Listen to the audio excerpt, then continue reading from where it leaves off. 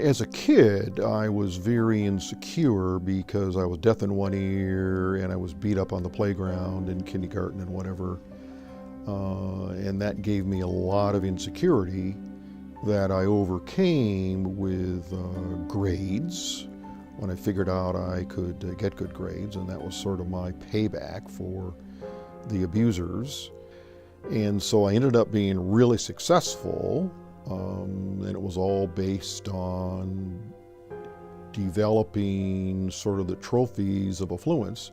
But then when I was 65, I retired, shut down my business, got divorced, and moved out of the house in Upper St. Clair, moved into a townhouse in Canonsburg, and was alone.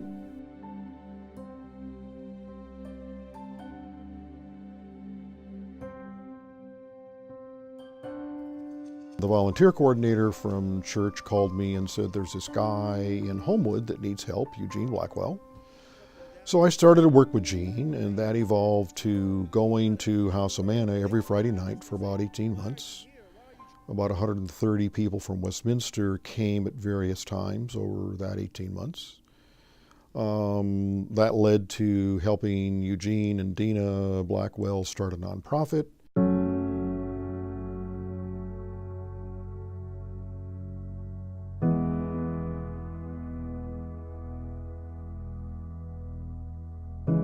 And we launched the nonprofit Homewood Renaissance, and got a building from Dollar Bank that's right in the middle of Homewood for their headquarters. I then worked with them along with Will Hignett and Doug Mitchell over about 5 months. And that led to a lot of progress, but it also a lot of bumps in the road. What had happened is I spent almost all of my life up to 65 accumulating assets and trophies and whatever. And then I found myself step by step in Homewood, finding that I wanted to devote my resources and my talents to helping Homewood. All of that's just changed my life. I learned through that process the joy of doing everything our faith tells us to do. And in contrast to raising money for our building, and a lot of big churches do that, hopefully we can raise money for the service of everything God tells us to do, and the place in my heart to do that is Homewood.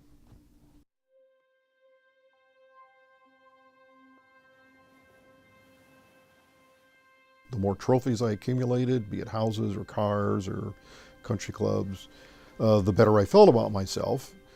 And I didn't understand till I retired and was alone that all that was what I call this addiction to affluence. And it's everything Jim tells us. It was very thin, very shallow. Because of all that, I had a major depression at age 27.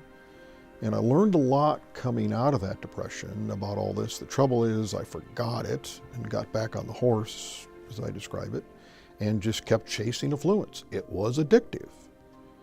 And the thing that's interesting now is I thought when I'd get into all this stuff in Homewood that the addiction would diminish and that it would, those instincts would just go away. Well, they haven't. I'm still as attracted to the trophies of affluence as I ever was. It's kind of like an alcoholic addicted and walking by a bar while he might be tempted to go into the bar. Well, the great thing about the work in Homewood, it's kind of my anchor to keep out of the bars, because of course affluence is everywhere around us.